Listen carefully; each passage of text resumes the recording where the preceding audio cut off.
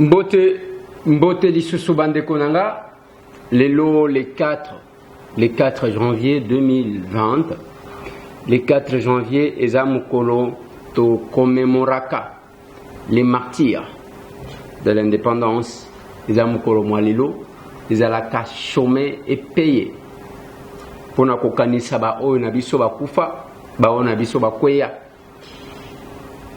pona tozala na bonsomi lelo toza nango lelo masolo na député tokobeta masolo bandeko na ngai sur rencontre à lobby entre les chefs de l'État na ba député tozalaki wana tokopesa bino ba détail. De l'autre côté Ilunga Ilukamba abengaki pe ba député na habité ezaki pona komeka nzoto to ko défier chef de l'État. Je vais vous donner les détails. Convocation à session extraordinaire na Assemblée nationale pour nous installer bureau tokwisa d'abord mon ko yatikala kya kobe la poto ki kayoki nzo to bien tokwisa ye bongo to cha bureau ya sika masolo na député na kati ya émission oyo bandeko na ngai na komeka kozonga mwa muke sima pona kotalisa bino mwa makambu ya kala oyo esali ke tokoma esika wana tokomi bozala attentif parce que moko boyoka yango mais bomona yango te, ça sera une belle occasion pour vous ya kolanda makambu yango masolo na député na kozwela bino mwa extrait il y avait H Honoré Ngwanda na sima ya kozwa maloba ya mama Justine Kasavubu lelo to kozwa extrait il y avait H Honoré Ngwanda qui est Félix selon lui ezama solo tokobeta na kati wana bandeko nanga poto lobi toko rappeler bokoyoka maloba ya Emmanuel Ramazani Shadari tangu basali loi ba proposition de loi mina kusakata ndenga koloba tokoya kozwela bino place azolo bana batuke boza eloko te prêtre azaka moko komboni nani masolo na député moi kobina ekozala na kati parce que toko rappeler bino ce qui nous manque aujourd'hui mabina ya bato a pe perdre na FCC ekozala na kati wana tokomeka kotambola malembe parce que tokozwa pe extrait ya Gentini Ngobila Mbaka pona ko rafraîchir mémoire na bino ya degré mbokango ezalaki géré tokobeta moi ma solo muke bandeko na ngai ya komeka ko marché na ba tweet na ba makamususu et la réaction bien sûr il y a bandeko ya FCC sur la nomination il y a un informateur je pense que beaucoup za la désuité parce que kozala isa moi mission moko boeto lambele libino pour que beaucoup kako racoler certaines choses pour comprendre ça nous permet d'être dans la logique. Le 4 janvier commémoration à martyr de l'indépendance lobby sangwe panzani ba lobby le président Luamba Bintou oazalaki na cour constitutionnelle à Koufi photo na yetamboli mais je vous informe que le président Luamba a Koufité Azali. C'est une confusion par contre à Banon. Ezalaki, M. Raymond Luamba ou Azalaki agent ya ANER. De toi Koufaki. Mais le kola va combo Luamba, bazui batie. Yango ensemble va confondre. Sinon, l'ancien président de la Cour constitutionnelle est en vie selon sa source. Masolo na député yango toyaka pona ko éclairer bino ko vantsa moi masolo boko kakoyeba ce qui se passe en toute responsabilité bien que bisika bavandi ero imité ne ko vimba à commémorer ce bon bénin. Je vais analyser la rencontre avec le chef de l'État, ou dans la salle après, mais na lignina la bino biloko moko ya bien avant que to comme mais na yebisaka bino tous les jours que ce qui tozana possibilité te ya kosungana entre biso na biso ya kolingana entre biso na biso et ça quand même pas si parce que la politique n'aura pas son sens. Pour même la religion n'aura pas son sens. Sens, il y a toutes les religions. C'est l'amour d'abord, entre nous. Le sens de la politique, c'est travailler pour les autres. Waouh. Ouais. Aïe, aïe, aïe. Le sens de la religion, ko sambe la sens nango, eza kolinga bande ko mususu. Kolinga bande ko na yo. Ba religion tout, na tchango ensemble. Tout le monde prêche l'amour. Sens, il y a politique, eza ko sala musala pona batu mususu. Na koya na détail ya oyo tokutana kinango. Nazo ebisa bino makambo somo lobby na cité de l'OIA. Bisika tozalaki na chef de l'État 302 députés na kokoma wana et puis toko analyser tokoloba pourquoi ilunga kamba azwaki batunini bokolanda ko konyangi dans cette émission bokolanda ko konyangi akoloba ekopesa bino ma possibilité mais na kati ya bolingo wana bande kolanga nous avons estimé que une action devrait être faite. Voilà. Kuna na Kasindi. Kasindi eza wapi? Kasindi eza na territoire ya Beni. Kasindi eza na frontière entre la RDC na l'Ouganda. Kasindi eza frontière au Tolobaka. Falaki ba installer tous les services ndenge tozomone la ona kasumbalesa parce que ko générer bambongo. Na kati wana za frontière mais loko Kabola Kasindi et Kabola Congo na Uganda eza mai wana babenyango Lubiria mai ya Lubiria nde Kaboli biso na lingi boyo kanga bien pour na lingina comme quelque part il y a les gens bavanda kaka on est en train de tuer Beni au gens comme Beni te et dans le comportement ozo mona teke azana mawa ya batu azo teka kama kila bande kona ye pour que batu bacha eka na kopesa mbote na bande kona nga tout bakola nangai avec une attention soutenue bao bakola nangai na radio Simba kuna na Riwara na Sed Media kuna na Mwana Ditu na radio Soleil tozana chofa na Lomami bande konanga nyonso bakola nanga travers le monde na kopesa bino mbote na lingi boyo kanga mala nazo situé bino Kasindi donc ce que longo Beni pona okoma kuna c'est 65 km. Kasindi na Kampala chef lié à Uganda eza 450 km. Na lingi boyo kanga mala Beni Kasindi 65 km. Kampala Kasindi 450 km.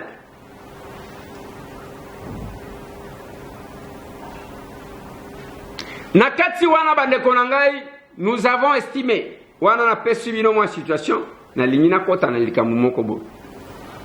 On a estimé que il fallait qu'il tosa la opération ya kopesa moninga sourire. Mais opération ya kopesa moninga sourire wana pona ba orphelin ba fete na batu. On a estimé qu'il fallait le faire.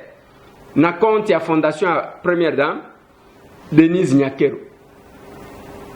Vous allez voir les images et la manifestation.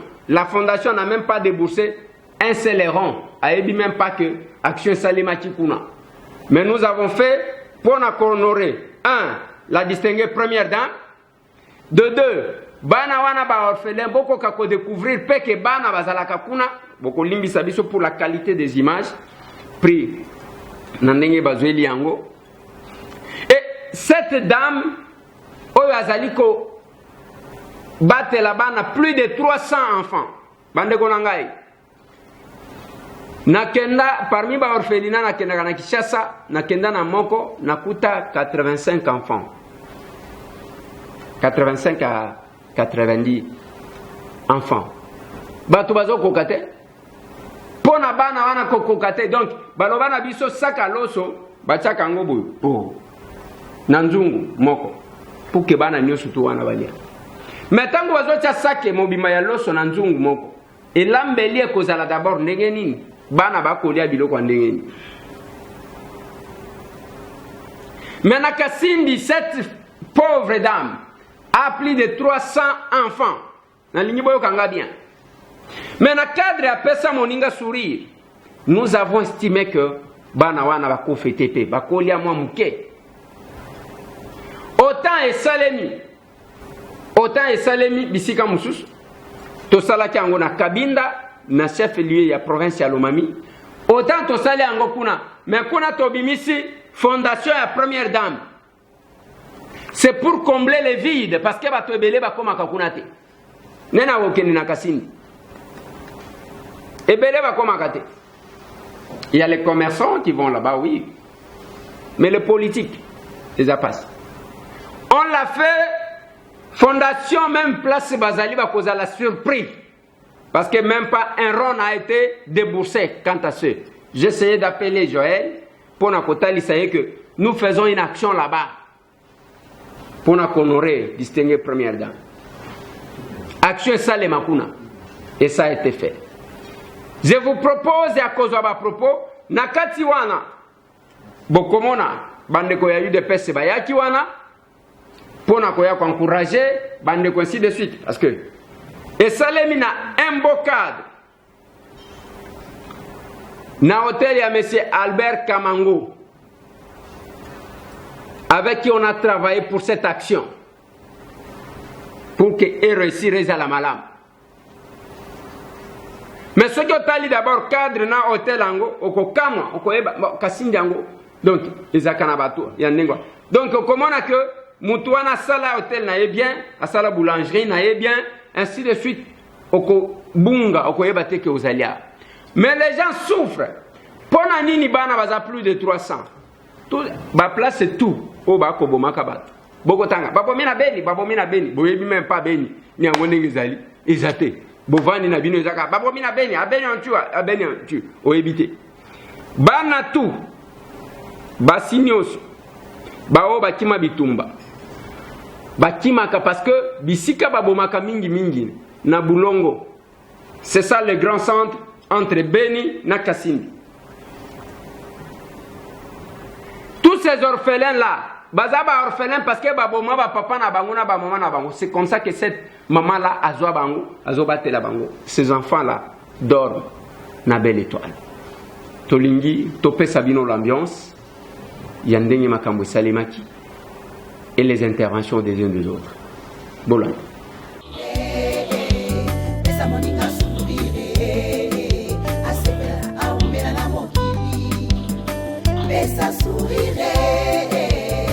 Pesa sourire, bamokuna pe sourire, basepela baumela na mokili. Tango etuluku ya badepute bazotondisa mabenga na bango na mbongo tope minzata. Ya biso honorable Eliezer, descend tobe descend. Ayeba nini ezotungisa ye base, le vrai défenseur de la population. Pesa sourire, pesa moninga sourire.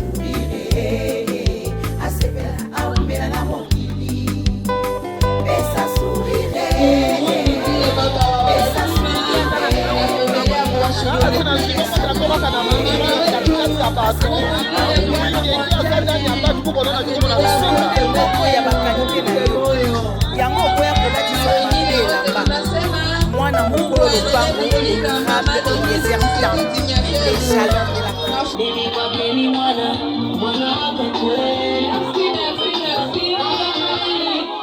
la Fondation Denise Nyakeru. Fondation Denise. Kupitia hiyo fondation tunakia pata na sie kibali ndani ya societe.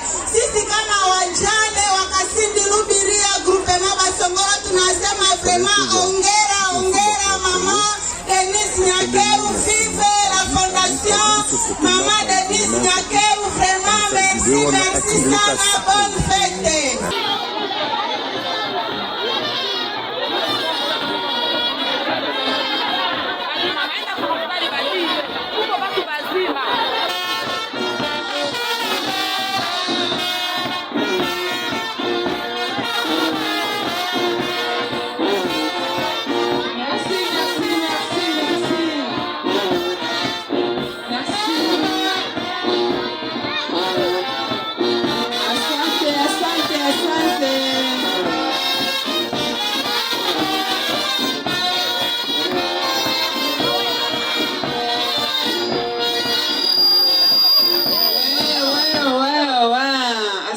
Sana wakaka yetu na wadada yetu, tukiwa tuko na kula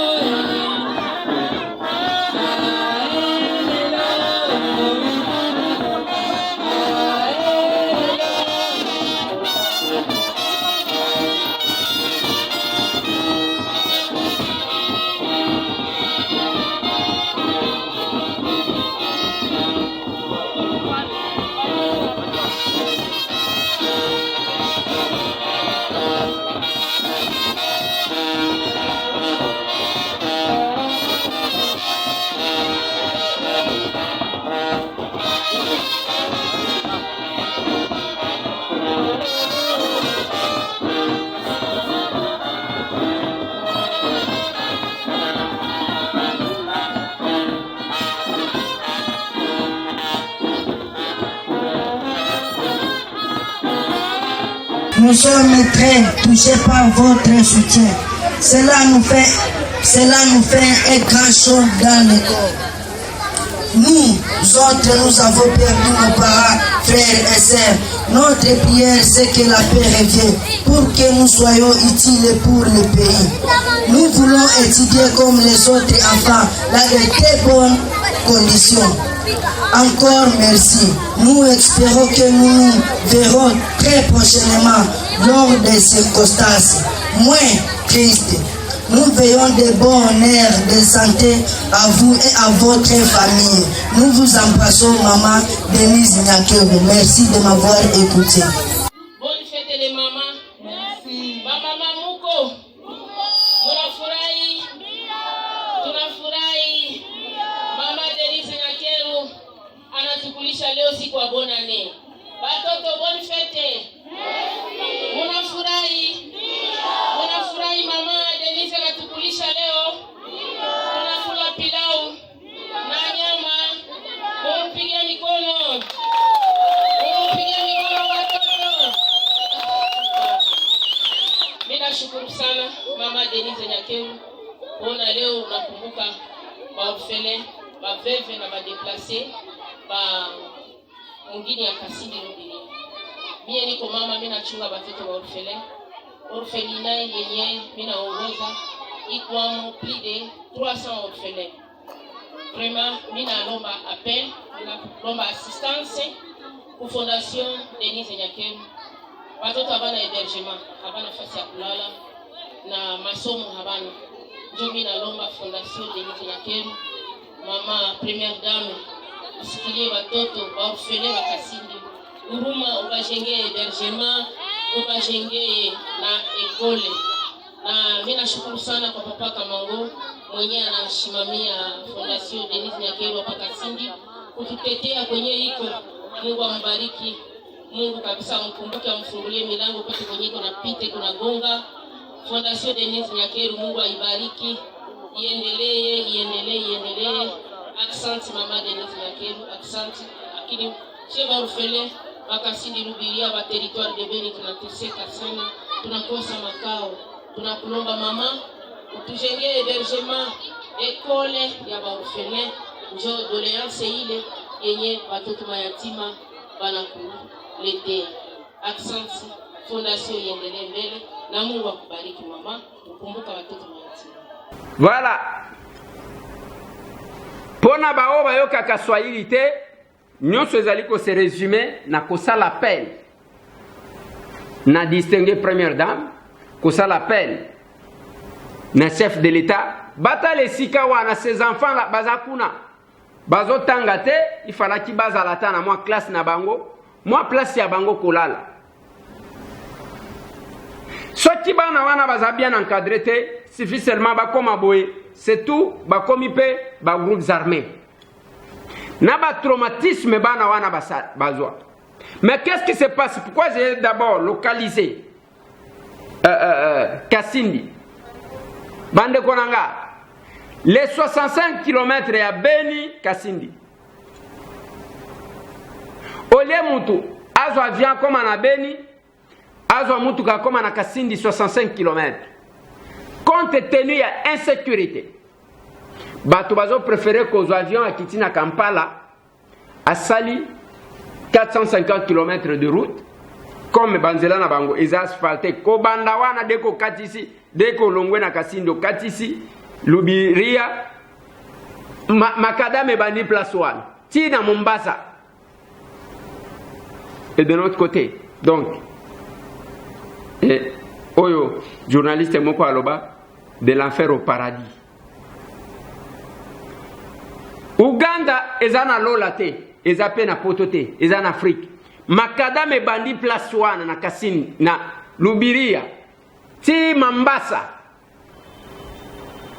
Batu bako sala Kampala, ti place wana batu bako sala 4 heures ou 5 heures de temps de route. Mais soki okena mbujimai, ozu mutuka ya kokende kabinda, soki ozu ya muke, ya okende kabinda, j'ai discuté na ba collègue lobby. Balobi, biloko wana zo sala, camion, jamais camion ko sala 2 semaines, na lobi sala quand même 1 mois. Te, mais biso, mais ya muke, na lobi voilà. Même ceux qui ont vu Land Cruiser, 150 km, au Kolongwa 7 heures, au Komikuna 18 heures, 150 km. Mais 450 km, au Sali 5 heures de temps, ou 4 heures. Nous sommes en Afrique. Je vais arriver à ce que le chef de l'État a dit. Pour alobaki na biso lobi, alobi na bandeko ke, bangu na biso moko mutu tozali ko fongolela bango nzela. Et en s'adressant, parce que je parle de l'Est, je dois prendre cet extrait au chef de l'État alobaki. Alobi, je m'adresse en particulier. Naba élu ya Est, bisika batu bako kufa. Nous avons besoin de députés qui nous disent, attends même temps où vous avez une entreprise, allez, ok, on a dénoncé Mabe, ok, on a fait chombo au kanjimuno, ils ont malamute. Bino pe bande konabiso ya Est. Tolingi ba député ba koye bisabiso la vérité de ce qui se passe à l'Est. Wana maloba ya Félix Antoine Tshisekedi Tshilombo, lobby na rencontre avec le député. Ba député oyo ba koye bisabiso en réalité. Et non ce qui se cache derrière, basi ba créer ba groupes armés na bango, mais bango moko ba ko gangaka, donc les criminels qui crient à la criminalité. Les pyromanes qui jouent au sapeur-pompier. Mutu azana ba groupes armés na ye, azana kati wana koloba, baboma, batwana bazoboma bandeko na ye. Mazo crier, on tue à Beni, on tue à Beni. Les chefs de l'État nous a dit ceci. Place wana lobby, je m'adresse particulièrement là-bas, Elia Est. Vous devez nous dire en réalité qu'est-ce qui se passe. Et tikali na kana bango. Ça ne sert à rien, il y a qu'au crier, bazobo manabeni. Nini ezoleka. Comme ça, c'est sur base de ça que le chef a promis. Il a dit que sur base de ça, tous ont une méthode efficace, mais quand vous créez la diversion, là ça ne va pas.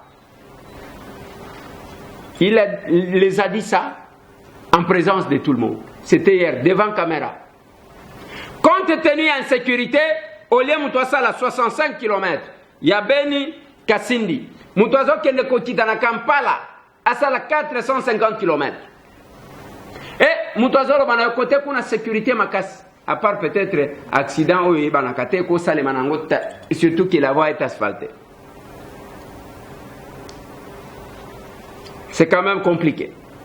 Nous avons pensé Yako Kanisabana Kasindi. Mais on a préféré prendre comme couverture la fondation de la première dame pour l'honorer en même temps. Nakota Lisabango que les chefs les portent. Des fois, on fait ça.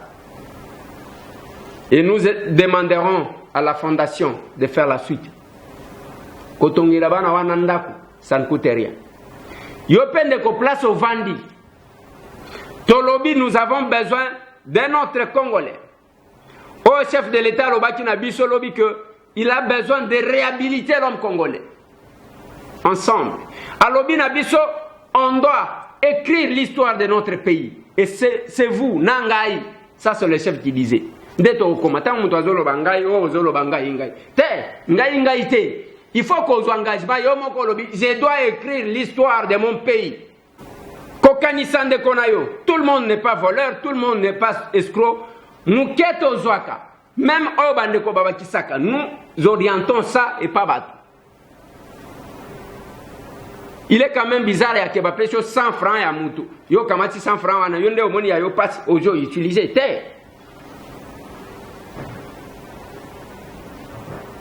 Mbote na Bandeko Tuba Kolananga na Kassini. Bisika Bozali. Parce que tant qu'on a ici, pourquoi on a félicité Kabandeko? Avec tout ce qui a comme tentative, il y a Katamboka. Bandeko wana bakokaki ko céder surtout Banande. Banande côté wana ezalaka tribu kamoko Banande. Banande ngo wana siko tali Banande bazalaka côté na biso boy. Banande bazaka na Uganda. La différence ezaka ke côté na biso babenya ngo Banande, côté mususu kuna babenya ngo kombo mususu babengi Bakonzo. Bakonzo na Uganda, bangonde bananda. Balobaka munoko moko. Ils pouvaient se dire, moi, tout ça là, toke de côté na biso. Les vrais patriotes, bandeko wana. Mbote na banande tout. Masolo, non de pité. Yango tangu toko lobake, mutu na mutu azana part de responsabilité na bandeko nangai. Il faut qu'on s'assume. Je vais ouvrir une parenthèse que je vais refermer tout de suite. Monsieur l'IGF, au monitango bandi musala na yo, batu nyonso bakumisi yo, batu nyonso babandi kobanga, mais siko tala pembeni wa, makambo bandi ko tambola mabe, ezaka ko signaler yo.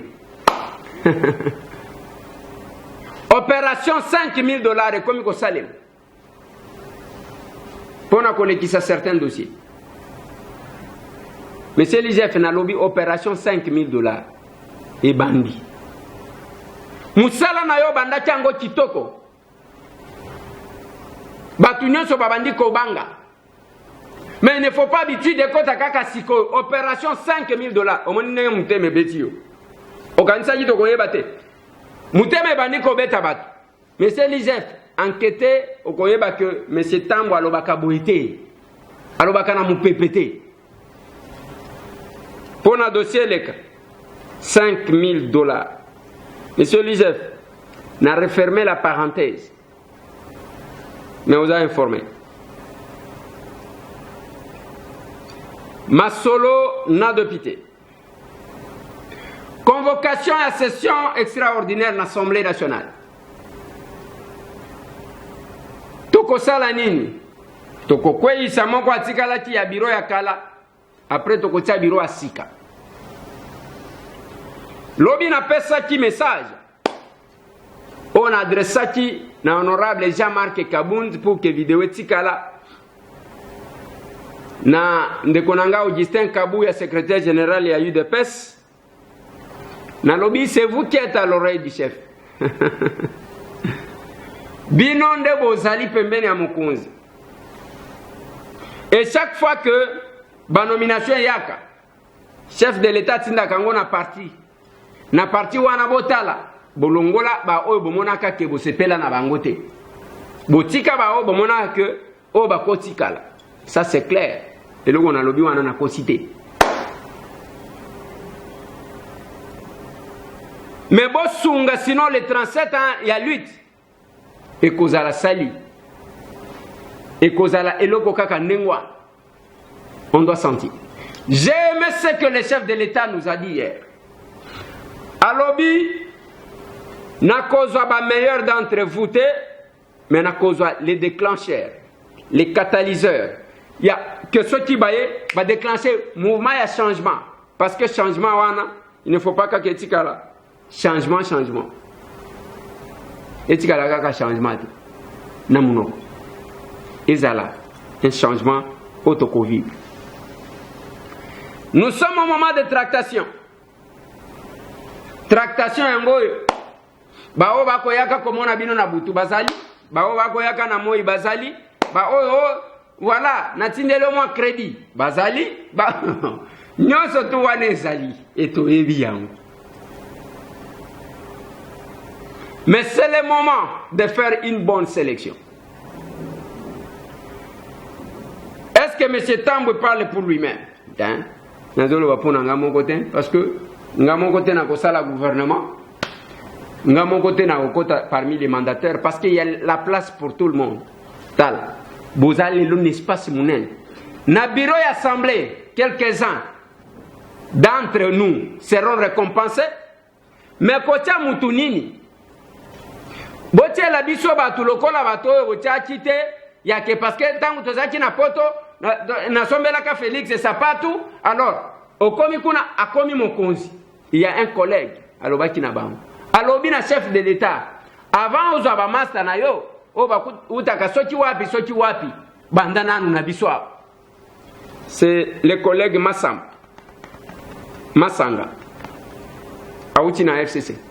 Il a été clair. Masolo.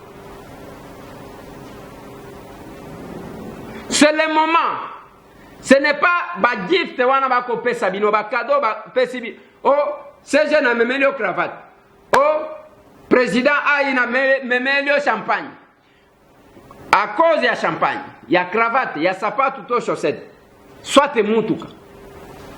Ozui ou induire ba en erreur. Ou bien loko ko salate. J'aime l'attitude du chef de l'État lui-même. Alors, il a dit que et le Congo na lobby. Cette vision est pour porter à un individu par dividende endetté. Et zapona kotonga mboka na biso changer et comme mboka mususu. Mais comment na kaka batu toza simana yo président et biso tozo soutenir vision na alobi boye. Alors yango alobi na bande kwa FCC bo trahir te parce que bolongwe na parti mon côté boke na parti mususu. Ce n'est pas un autre parti qu'on a créé. C'est un mouvement, c'est un vent. Et ça est le comment boye pour na ko changer. Mais comment na kaka muto alongwe kuna était président toye na vision na yo. Mais alobi boya na vision na ngate. Nakopesa merci na bandeko tout. Oto zalaki na bango kuna sans ses responsabilités. Mais na kati wana muto abimi vedette. Il fallait qu'il babima ba vedette je crois 3. Mais muto ale bango na vedettaria ezango ikasangi. Les collègues ngo ikasangi que je vais vous mettre sur audio ya sali na Top Congo. Boyoka maloba na emoko. Mais balinga ki pe babima na ba ntingi pululu babima pe ba vedette.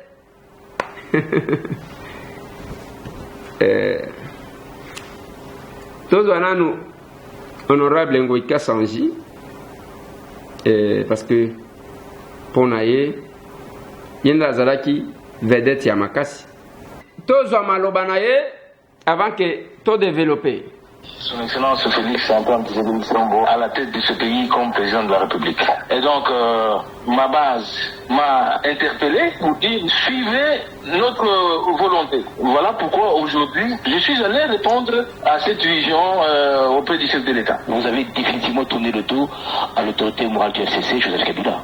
Je reconnais à Joseph Kabila que Dieu l'a aussi utilisé pendant 18 ans pour diriger ce pays. Il a fait ce qu'il pouvait faire, mais maintenant, le peuple a voulu qu'il y ait des changements. Et nous devons nous inscrire dans la volonté du peuple. Je n'ai fait que la volonté du peuple. Je ne suis allé nulle part. Donc je suis dans la vision du peuple et dans la volonté du peuple qui est la volonté de Dieu. Vous n'aviez plus confiance en Joseph Kabila? Joseph Kabila Kabange était président de la République pendant 18 ans. Quand il m'avait été demandé de servir ce pays dans la volonté de Dieu pendant qu'il dirigeait le pays, je l'ai soutenu sans faille. Et donc maintenant que Dieu choisit son fils Félix Tshisekedi par la volonté du peuple qui est la volonté de Dieu, moi je ne peux pas aller à l'encontre de cette volonté.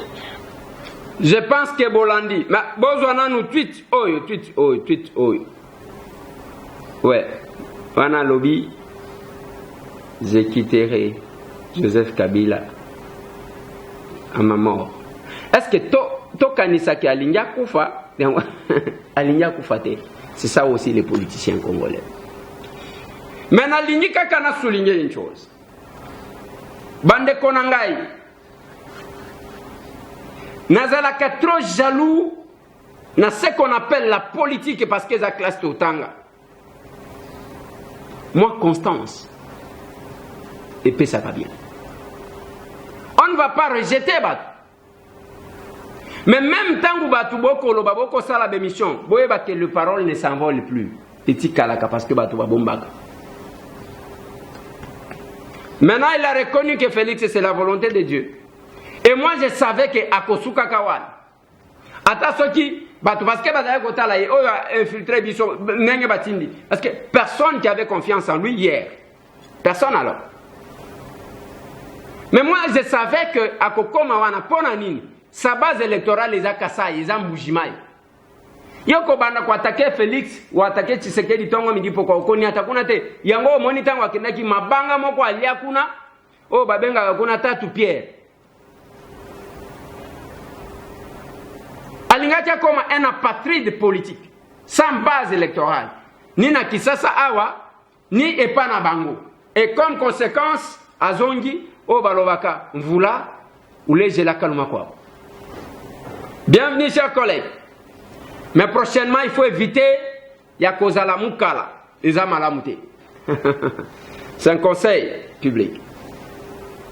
Mais pendant 7 ans, Tozaliwana, na échange avec le chef de l'État.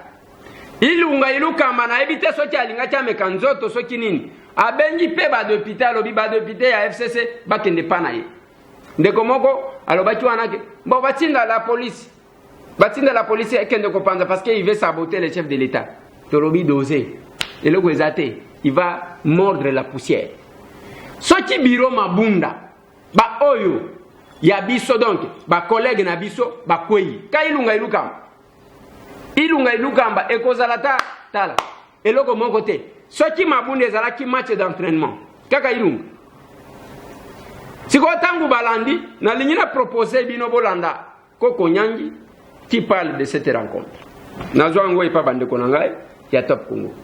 Premier ministre, en tant qu'un homme civilisé, et nous, en tant que des civilisés, pas les gens de la rue, nous avons répondu à l'invitation du Premier ministre pour un échange de vœux. Ça touche qui, ça? My God. Est-ce que cette cérémonie est organisée pour consécuter la réunion du chef de l'État avec les membres de l'Union sacrée de la nation? D'ailleurs, moi, je ne savais pas ce programme-là. Le président, il est président de la République, il peut faire ces réunions. Nous, on a été à côté du Premier ministre, notre patron de la majorité parlementaire. Combien de députés ont été réunis par Isila Selouga? C'est incontable, hein? Bon, on va voir. Hein? Bon, parce que d'abord, on n'a pas fait de liste. Et pour vous dire qu'il n'y a rien de politique, nous sommes venus échanger de vœux, manger avec le Premier ministre. On n'a pas compté le nombre de députés, on n'a pas fait de liste. Est-ce qu'au cours de la cérémonie, vous avez observé le retour de ceux qui sont allés à l'Union sacrée de la nation? Les nombres de députés de la majorité sont connus, hein? Et c'est pour toute la législature. Voilà. Bon. Ok, nazana chair de poule pour nous commenter les mots.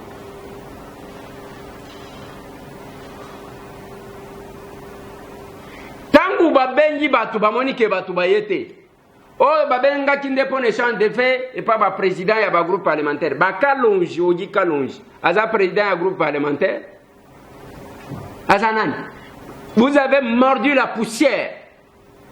Biso tozalaki 302 députés avec les chefs de l'État. Bokomona makambo ko salema en installation à bureau. Mais soni tangu na koloba ba professeur ya Japon. Quand un député a commis Kobenga, premier ministre, les patrons de leur majorité, Zamenanga, Nazawapi, je suis dans quel monde? Ba prof, il y a Japon.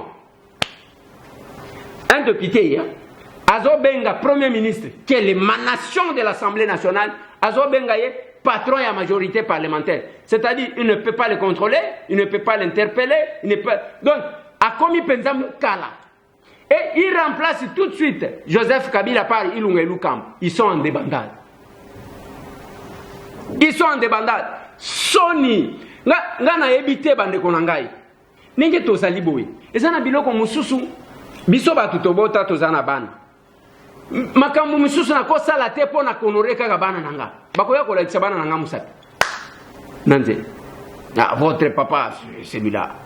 Et si tout cas emporte des titres scientifiques, académiques, aux professeurs, aux benga premier ministre, au lobby, notre patron de la majorité. Nous sommes où? Patron, c'est pas possible. C'est pas possible. FCC Oyo. Ces gens encore qui s'accrochent. Yango bomoni ba collègue na biso ba lembi, ba lobby jamais. Je vais vous rafraîchir la mémoire. Boyoka sous quel temps Bazaki Koloba na bande konabiso ya PPRD, bande konabiso ya FCC, bao bakota ki ba ministre Ramazani Shadari Azolo. Organisme que Bino, finalement vous êtes excellent, faux et archi-faux. Grand prêtre Azakaka Moko Kabiso. Grand prêtre Azali Kaka président Kabila. Mabunda Aza grand prêtre T. Shadari Aza grand prêtre T. Kokisheo Kitundu Aza grand prêtre T. Mova Aza grand prêtre T. Et Bongo yo ministre organise Aza grand prêtre T. Yo ministre. Loba. Yo ministre lelo. Na lobi susu Aza grand prêtre T. Vous êtes assemblant. Et là, nous avons un succès, un honneur. Voyez, après réunion, ok, libéra. Keba. Excellence, Keba. L'homme qui n'a pas dans la salle. Osinyaki Mikanda, Misato. Andeko. Adjo, on a Osinyaki Mikanda, Misato.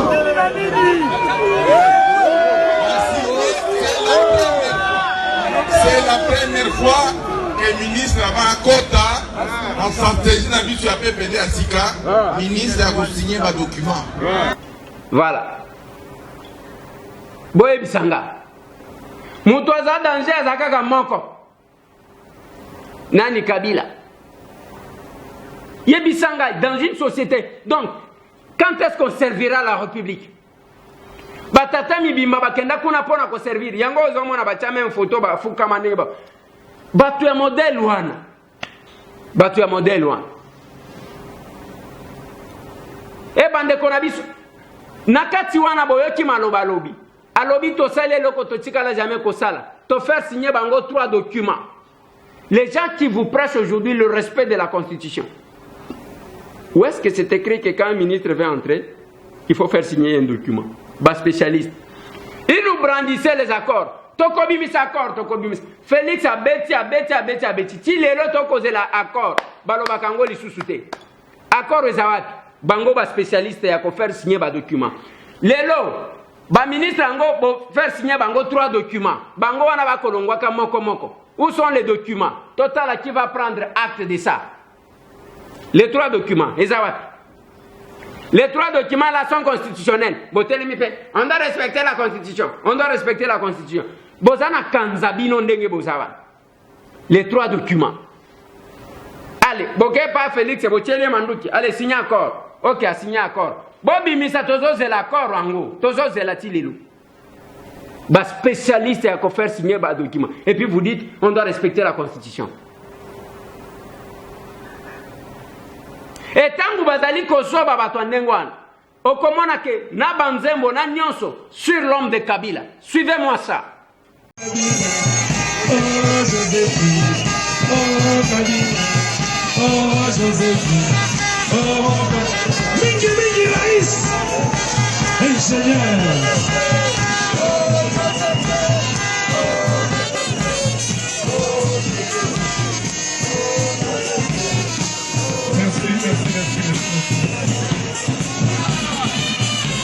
Voilà.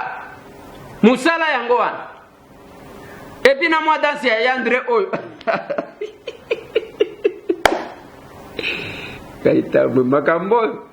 Tout le monde a makam. Mais ces gens-là ont le courage, il y a violé l'institution. Un autre extrait que j'ai préparé il y a Top Congo, il y a Félix Kabange, la déclaration à Bango. Boyoka, qu'est-ce qu'ils disent sur la nomination? Il y a un informateur. Toujours Félix. Président de la République, la source de légitimation des autres institutions de la République que sont le Parlement, le gouvernement et les cours et tribunaux. Tendance qui énerve les articles 68, 91, premier et deuxième, 100, premier, 149, premier et 150, deuxième alinéa de la Constitution et qui viole le principe de la séparation des pouvoirs. Le FCC condamne la désignation unilatérale par le président de la République d'un informateur chargé d'identifier une majorité parlementaire qui existe déjà depuis l'entame de la législature en cours en l'absence de la destitution ou de la démission du Premier ministre en exercice ou de nouvelles élections législatives. Le FCC s'opposera de force à la dérive totalitaire ainsi qu'aux incitations subséquentes à la haine sur base d'appartenance ethnique et ou politique. Il engage tous les Congolais à ne tolérer à aucun prix un tel recul démocratique. Il s'agit de conjurer une fois pour toutes le retour de l'autocratie par la culture du droit de la force au détriment de la force du droit. Le FCC s'associera néanmoins à toutes les initiatives visant à consolider la jeune démocratie congolaise, notamment à travers la révision de l'arsenal légal en vue d'y renforcer, entre autres, l'indépendance et l'impartialité de la justice, de même que les mesures de transparence du processus électoral et de dépolitisation de l'administration territoriale. Voilà. Tangu bato FCC mitou est bougé. Mitou est bougé.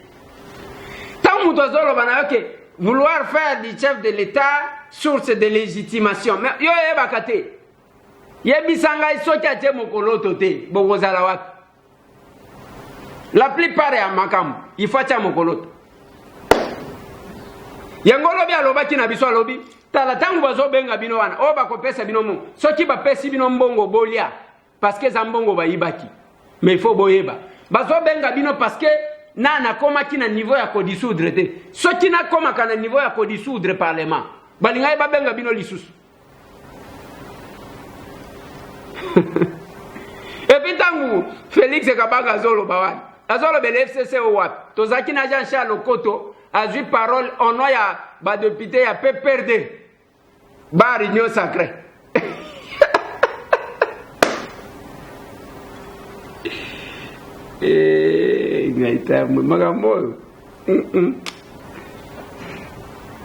Mais azakuna non faire de ceci papa ngana zo comprendre te yango moni koko nyangi ngaita nebo lingaji na kende.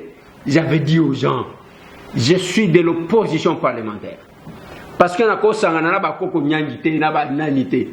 Vous sentez mutu qui se dit professeur yewana zoloba tozalaki autour ya patron na biso ya majorité parlementaire ilunga ilukam. En tout cas est-ce que mutu ezosala kaka professeur ya Japon ba japonais docteur Sabin nakomi kobangela bino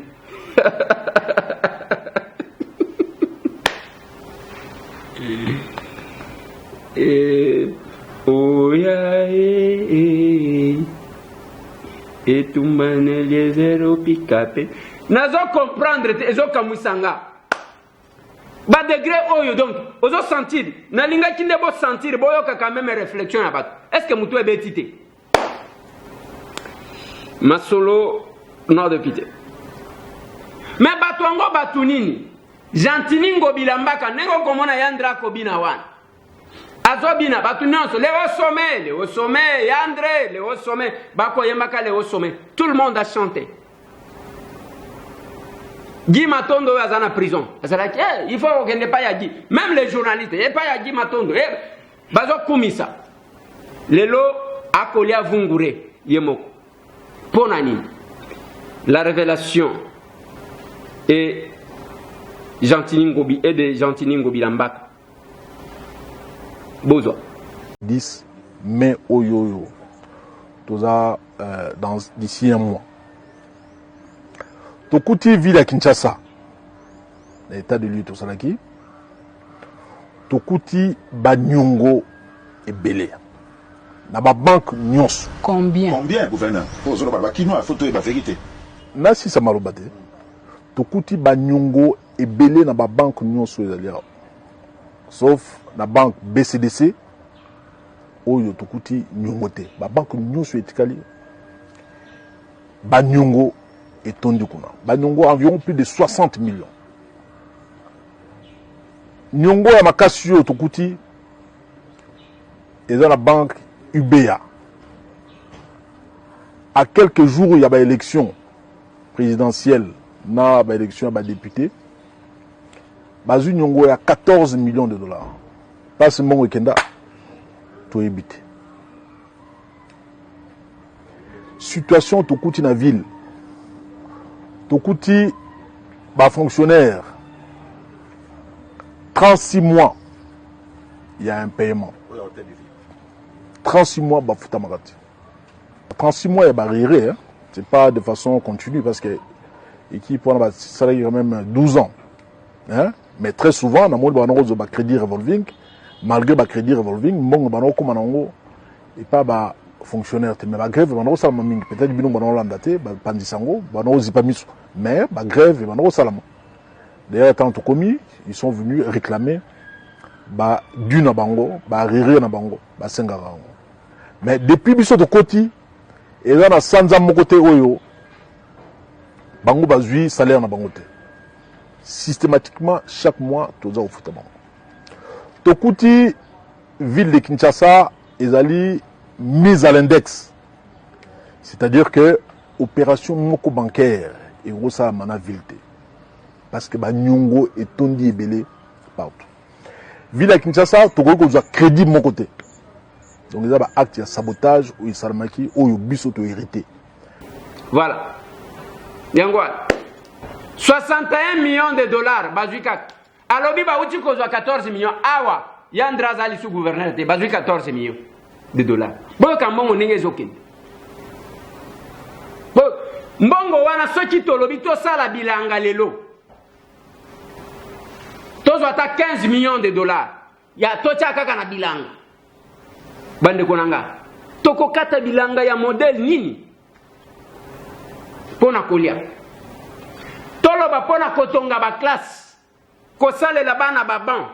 Et comme biso ba particulier, ale tokendaka kopesa ka ba école baban ndengo zomona wana baban wana biso mutu to pesa na Kinshasa la capitale mbongo nyonso ba million wana na ba poche na bango nazo tuna bango boyi nzembo na bino ale socha lingite ale tokata cohabitation ainsi de suite tozolanda Emmanuel Shadari tangu ya loi Aubin mina kusakata après makambo alobaka tomi tuna siko tokomi na ngwa.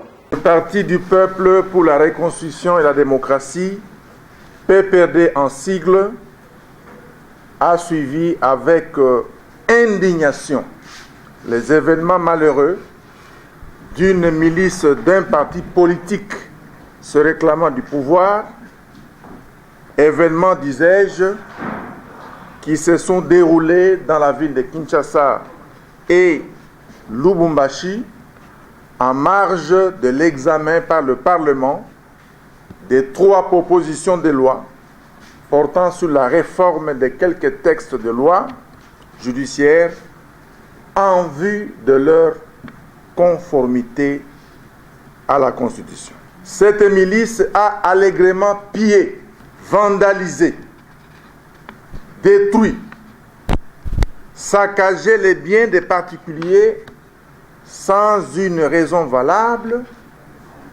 alors qu'elle n'a, la milice, elle n'a ni lu les 3 propositions de loi, encore moins, elle n'a pas examiné les raisons profondes qui ont milité pour cette réforme. On veut intimider qui par ces actes-là? Le PPD réaffirme sa détermination à soutenir cette réforme allant dans le sens de consolider l'autorité de l'État et de promouvoir une justice juste. Nous exigeons le respect du travail des parlementaires ainsi que de toutes les procédures de vote démocratique de loi. En ce qui concerne la coalition au pouvoir, FCC cache le plus grand parti de ce pays, le PPD, ayant la majorité dans les 2 chambres et dans les chambres provinciales. Le PPD réaffirme son engagement à œuvrer pour la paix, à œuvrer pour l'unité, la concorde nationale et le développement de la RDC.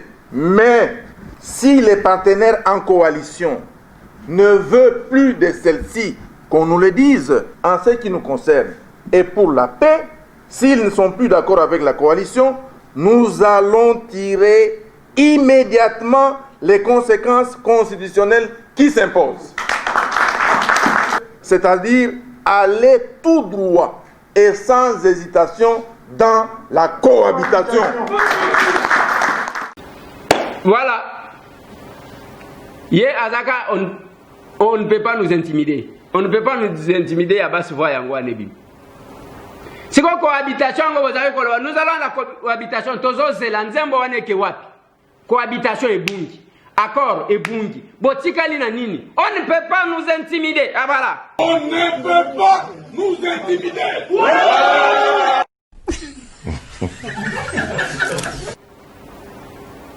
Cohabitation bolobela kalisute. Accord bolobela kalisute. Oh yake nana bosani ke Félix bapesa et pouvoir à kopesa. Ezali susute. Nous attendons toujours. Félix est allé plus loin. Jusqu'à qu'au gracier, Laurent Désiré Kabila. Il est allé plus loin. Et puis, député très posé. Le président Pasteur. Yango Daniel Mbaoutango Azuma Loba. Donc, à Bungi qui scientifique, à Bungi qui député, à Lobi en tant qu'homme de Dieu. Nana mona président Boïté Kobanda 1960, ça c'est Daniel Mbaou qui l'a dit. On a MLC na Yangaï Moko, monsieur le président, aveuglement, nous vous soutenons. Mais comme moi je disais, tout ce temps, dans le lobby nous devons soutenir Félix. On doit être avec le chef de l'État. On doit être, parce que c'est notre victoire. Tout le monde. La capacité de voir plus loin. Et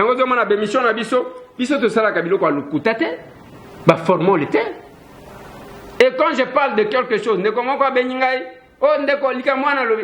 papa, je sais ce que j'ai dit. Et je connais ce que je fais. Oui. Il ne faut pas voir Kabatuka Kandengwan. Ceux qui ont bêti quelque part, il y a des gens qui Nana sala kapona ente na koina mutu pourquoi toza ba congolais toza ba tumoko mais soki osali mabe ale tobeta yo mbata ozongo koko nyangi wana zoloba bazaki ba mapasa bango mibale biloba loba ya mabe kaka yenango ikasanji tokolongwa katangu to kufa tokolongwa lobi tokomona pe koko nyanja yi Parce que Yawana Longwe, les sous pas Kabila comme patron à Bango Ilunga Iluka. C'est ça la politique qui y a bas congolais. Yawana Zoloba, il faut totalement mais la politique à modèle one. Nous devons les apprendre à mieux faire la politique. On va accepter les gens, oui. Mais il faut pas boyeba que atandenge boko Yawana. Tchala mwana loba ke mukolokolia ligorodo yangoma kwanze kobima yote. Le chef de l'État dit il ne va pas finir dans le passé. Mais la justice, baza indépendant. Je pense que les Japonais kolongola na mitu abatu, les gens qui pensent que allez, et comme blanchisserie, allez, moutunion soyez, ainsi de suite. Non, non. Le chef de l'État nous a dit une chose. Il ne faut pas que vous reniez ce que vous êtes vous-même. Vous avez la capacité de transformer votre pays. Vous avez la capacité. Et il nous a dit que vous avez gagné la bataille, mais vous devez gagner la guerre. Oh, toujours qu'il n'est pas dans votre bureau. On va y arriver. Bato modèle wana yoko cha bango wapi. Na linyina sukisa bande konanga parce que fala kitola mbela bino biloko ndengwana. Boye babatu, boye ba inconstance na bako. Ti lelo meeting ya PPRD zo manke biso. Nazo senga bino boke ndatana yimika bo sala quand même manifestation. Ça nous manque. Ça nous manque. Est-ce que bato FCC bande konanga bakoloba? Bakoloba te, bakoloba na nani?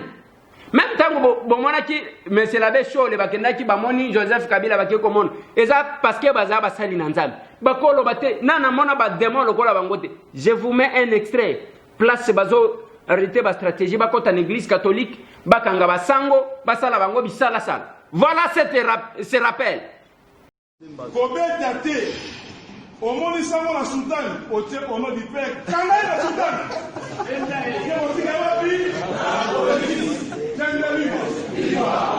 Alors il faut mettre la terre au chocolate. Comment la sultanité? Parce que la sultanie, bazali batu ya lokubu. Soki omoni mutu ya sultani, ali kotaba andela bazali en poster. Kanaye okene wapi? Janila viva. Viva. Janila viva. Viva. Viva. Jozo kopesa bozali ba soldat politique ya raïs. Oui. Aussi formation pendant 3 ans. Dimanche ko ezali force. Soit la biso ezali pour la combattre la moka. Donc on a la carte ya église à partir de 5 heures. Chaque messe ezali na 10 000 soldats politiques de Kabila. Na chaque église on a 10 000. Yo commandant votre côté ma charge na yo. Ça la discipliné. Ça la pour toi et ferme. Ceux qui ont monté mutu na sultan, azali kotambola, tchak au nom du père, kanaye okene wapi? Na la police. Tiens d'avis, viva. Au nom mutu ala ki sultan, azali kotambola nzela, azali imposteur. Bon kanaye, obeka yete, okimi na yemba mutu na la police la plus proche. Tiens d'avis, viva. 5 heures au lamuki. Au pays commandant Bengi, beaucoup de choses, beaucoup de instructions à messe Kabino. Comment on a pour mon côté, ceux qui ont poussé mon colonne au Kenelola. Oui.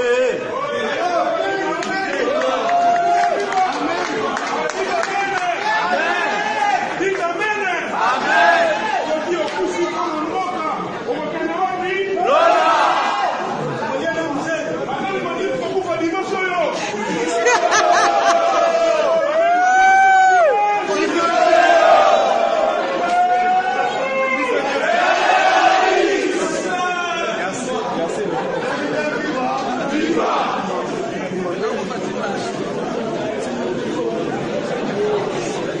Voilà. Nasima yako kane la ba sango balobi soja moni mutu na sultani bino moko boyeki parce que zana lingala. Batu bango wa. Lelo bazo kende ko sambel, bakeko bata man église catholique, bake bande konanga. Ata soki batu baza bazoba, il fallait que je puisse vous rappeler ça. Nasima nango. Si la technique ezolo bananga langage moko. Amos. Botie la bisona nu ndenge ba sango bakolia kuba.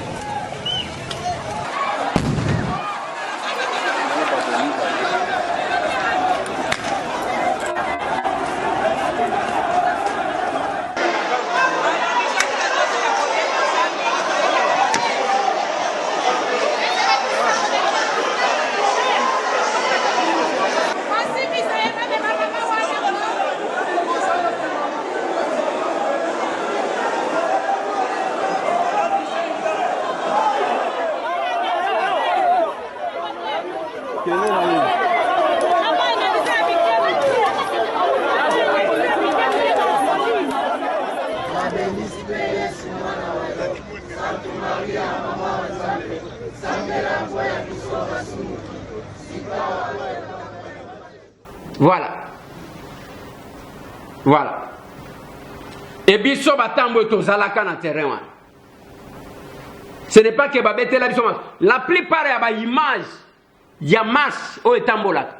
Eza bazati koya kotonda na siège ya tokomi. Même ba chaîne internationale, je le dis bien.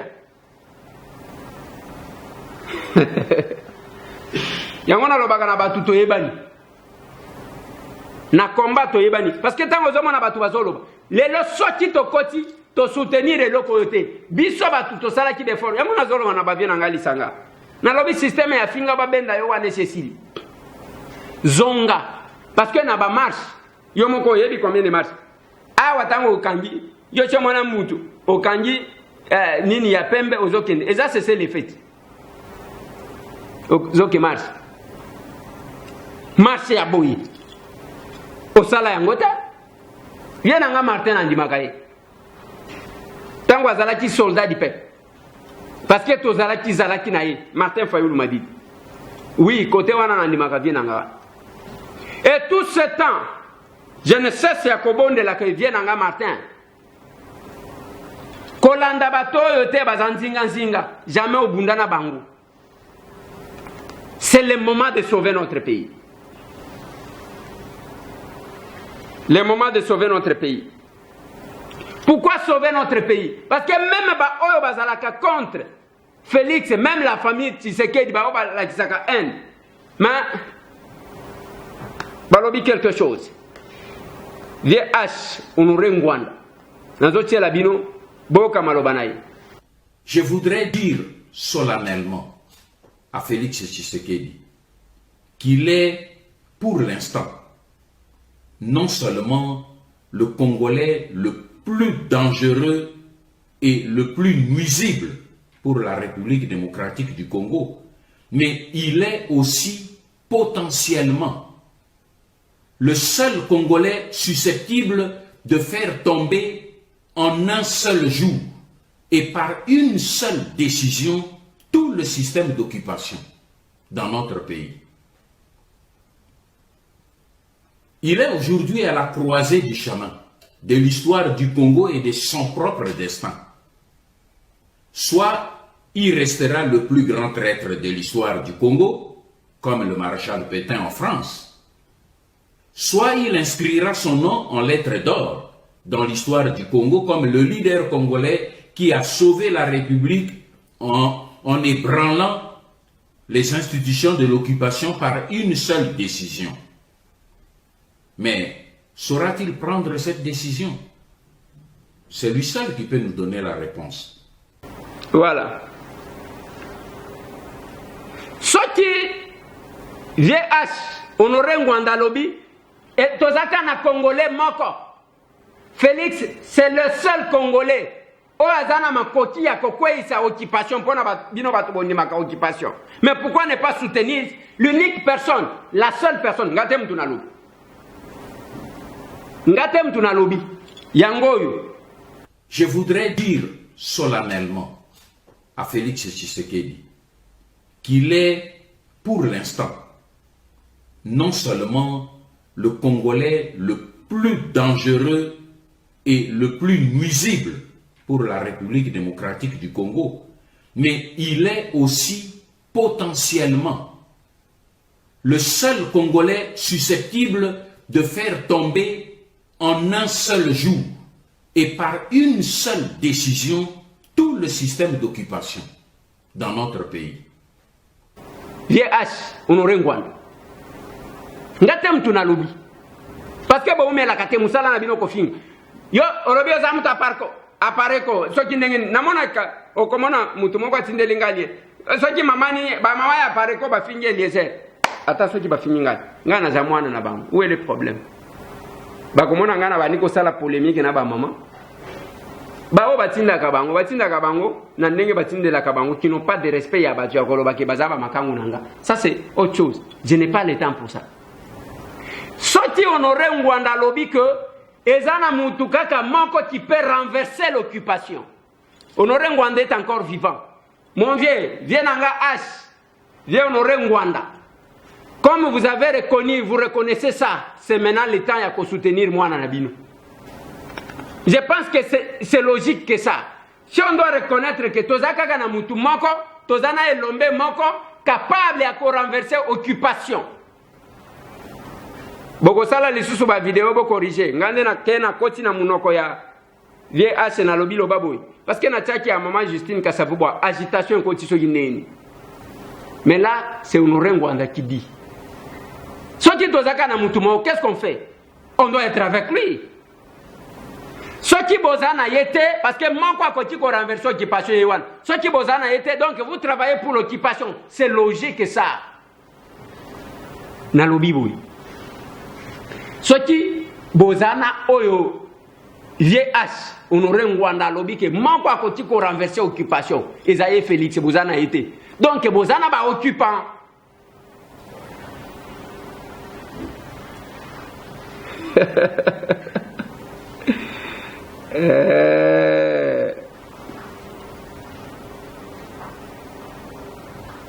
C'est compliqué, non? Beaucoup de l'issue discours. Tant que comment on a mutuazo tout kako, azamuto apareko, ako fingaka Félix, azamuto aboya ako fingaka. Donc à comprendre parce que Honoré Ngwanda l'a dit. Mutu moko qui peut renverser l'occupation. Bona ba oba croyaka na occupation. Eza Félix. Donc le kola bino bobundisaka bobundaka bozaba résistant ba combattant contre l'occupation. Mais Honoré Ngwanda lobina bino mutu angwa bimisela bino eloko ya occupation yewan. Alobina bino que mutu aza capable ya renverser l'occupation, c'est Félix Antoine Tshisekedi. Et mais pourquoi ne pas être avec lui? Pour que vous renversez, na force ya oh, na force ya oh, na force ya oh, comme ça vous renversez l'occupation. Mais vous vous mettez en position ya co-déstabiliser pour renforcer les occupants. Donc, binona, ba occupant boza eloko moko. C'est clair que ça. Nasuki si wana pona lelo plus 243 998 311 332. C'était succulent. C'était quand même ya rappel. Ezala ki eloko moko ya moins bien. Grand prêtre azaka moko. Emmanuel Sadat nalinga kabiloko na yo wana zongela wana. Ba grand prêtre baza combien? Grand prêtre Azakaka Moko Kabiso. Grand prêtre Azali Kaka président Kabila. Ok. Bon, faire signer bango combien de documents? Adjo wana basinya ki mikanda Misato.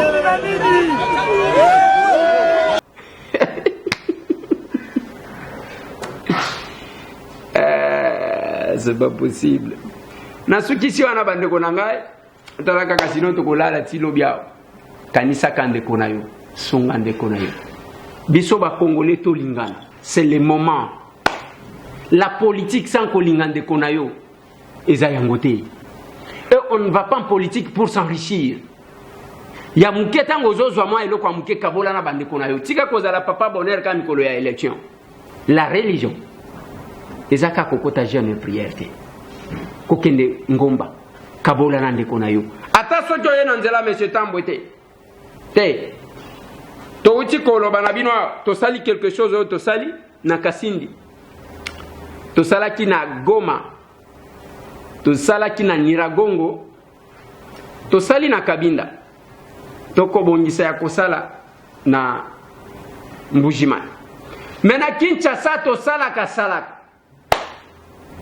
To sala kasalaka. Merci na bandeko tous ceux qui nous soutiennent, tous ceux qui contribuent, tous ceux qui font quelque chose. Bandeko oyanga, parce que tous akana financement mususute. Kanisa ndeko nayo, biloko ya mokili tokuta yango, tokotika yango. Lobi wa koloba nayo, il est en train de se décomposer. Wana mapango, bakonyiko wele.